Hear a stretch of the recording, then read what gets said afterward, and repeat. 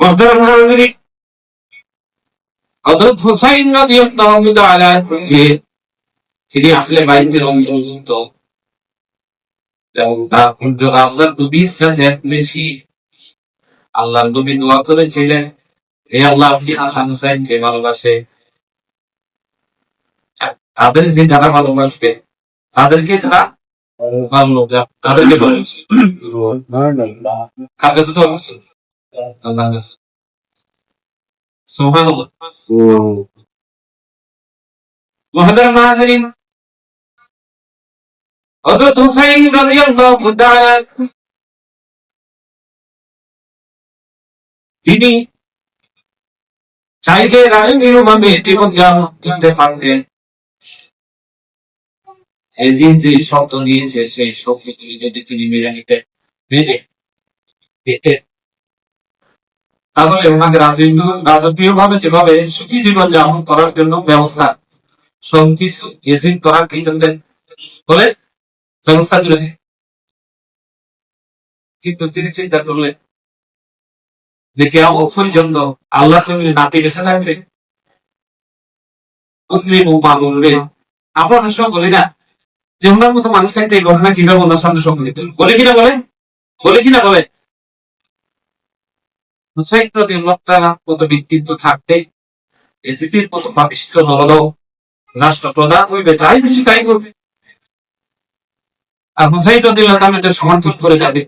কিয়ামত পর্যন্ত পরবর্তী জেনারেশন ফতোয়া চালাবে যে সাজা প্রাণ বাঁচা, নিজের জীবন বাঁচান খরচ, এই ফতোয়া দিবে। এবং যারা সত্যের পক্ষে দাঁড়াবে, সত্যকে এস্টাবলিশ করার জন্য, মানবতাকে দুনিয়াতে এস্টাবলিশ করার জন্য যারা দাঁড়াবে, তাদের বিপক্ষে ফতোয়া দিবে। তুমি হুসাইন থেকে বেশি ইমানদার হয়ে গেছে।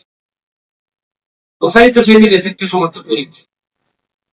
অবৈধ রাষ্ট্রপ্রধান, প্রতারক রাষ্ট্রপ্রধান, রাষ্ট্রপ্রধানকে সেই তিনি সমর্থন করে গেছে। সুতরাং তুমি নামাজ পড়ো, নামাজ জাকাত প্রদান, এগুলো নিয়ে থাকবা। তুমি এগুলো নিয়ে হুসাইন থেকে তোমার ইমানের পাওয়ার কি বেশি বাড়িয়ে দিয়েছে? এই ফতুয়াবাজি যাতে কিয়ামত বের করতে নামো, এই জন্য নিজের রক্ত দিয়ে সত্যকে এস্টাবলিশ করে নিয়েছেন। এবং হুসাইনের আদর্শে যারা প্রাণিত, প্রেরণা নিয়ে কিয়ামত পর্যন্ত যারা সত্যের পক্ষে, ইসলামের পক্ষে, মানবতার পক্ষে, নামাজ ইসলামের পক্ষে কাজ করে যাবে, তাদের জন্য তিনি অনুপ্রেরণা এবং আদর্শ তিনি রেখে গিয়েছেন। আমরা সেটা গিয়েছি যার ফলশ্রুতিতে যে প্রতিটি যুগে তিনি নতুন ভাবে এই শহীদরা ভাবে যেন জীবন পেয়েছে। আমাদের একজন কবি তিনি বলছেন, পুস্তুগানে গঞ্জানে তসলিমে রলো, পুস্তুগানে গঞ্জানে তসলিমে রলো, আসমান আজগই হো যাবে দিগোনা শহীদ। তারা প্রত্যেকটি তারা দুনিয়া থেকে চলে যায়, কিন্তু প্রত্যেকটি কালে, প্রত্যেকটি যুগে তারা যেন নতুন ভাবে আবার নিজের জীবনকে বিশ্ববাসীর কাছে উপস্থাপন করে। আমরা সেটা আজকে এখানে জীবন আমরা আলোচনা করতেছি। সুবহানাল্লাহ বলেন। মনে হচ্ছে হুসাইন রাদিয়াল্লাহু তাআলা এখনো আমাদের সামনে জীবিত রয়েছে। সুবহানাল্লাহ।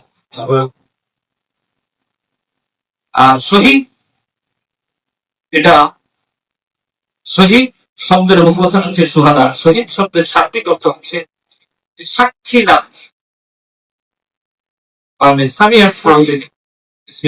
অথবা সিফাতুল মুশাব্বাহ সিগার থেকে এখানে অনেক ওলামায়ে কেরাম থাকতে পারে, তাদের উদ্দেশ্যে সাক্ষী দান। তারা কিভাবে সাক্ষী দেবে?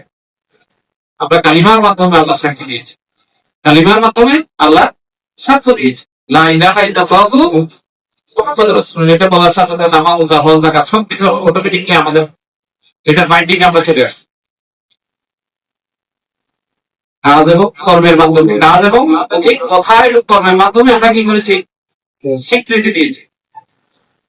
আর শহীদেরা নিজের জীবনকে দিয়ে দিয়ে, রক্ত দিয়ে তারা সাক্ষ্য দিয়ে দিয়েছে ইসলামের পক্ষে, আল্লাহর পক্ষে, নামাজ, রোজা, হজ, যাকাতের পক্ষে, মানবতার পক্ষে। আমরা মুসলমান